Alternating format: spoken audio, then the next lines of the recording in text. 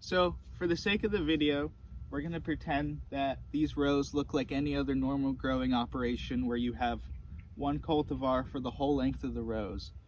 So if I'm coming to scout disease for somebody's farm, the first thing I want to do is get to an angle where I can see the most of the foliage from one vantage point.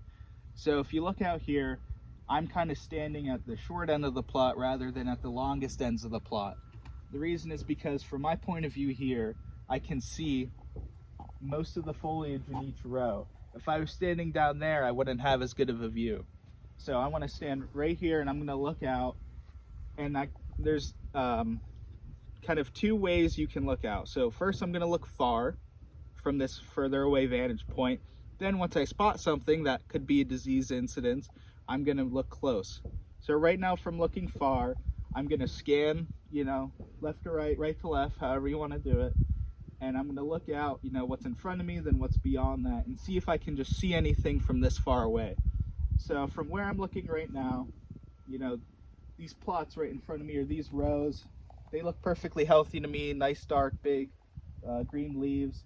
But if I look further, I can kind of see at the beginning of this plots up here, this row, I can see some brown tips on the leaves, I can see some necrotic regions, and the plants just don't look as healthy. So the first thing I want to do, and the reason you want to be at this vantage point where you can see the most, it also helps because if I want to walk into the row or into the beds, I have like the path of least resistance here. If I start at the end, I have to walk longer to get there maybe. So here I'm just going to start walking through, and I'll see you where I saw the disease.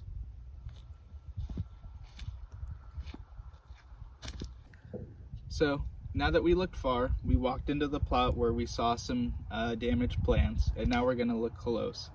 So again, we're going to pretend like this whole row is filled with the same type of cultivar, and it's when you're picking the point that you want to, first of all, like rate how much of a certain area is diseased, you want to pick where, you want to pick randomly, but you want to pick within the disease incidence. So if this whole plot was filled and we looked down and maybe only this area had a disease outbreak, but the rest of the 50 feet that direction and that direction were perfectly healthy, we don't want to rate anywhere else. What we would do in that case is we're going to say, okay, so much of the area of this bed has an outbreak, and within that area we're going to rate. Now in the case that this is a proper outbreak and the whole bed is filled with damaged plants that all look like they have the same disease, in that case then what we're going to do is take measurements from separate points within that plot. You're going to pick an area where you think you are accurately representing the disease outbreak within the entire bed.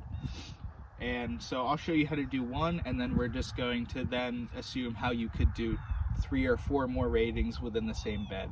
Once you do that, you can average up those numbers, and it gives you a better idea of how much disease is spread throughout the whole bed.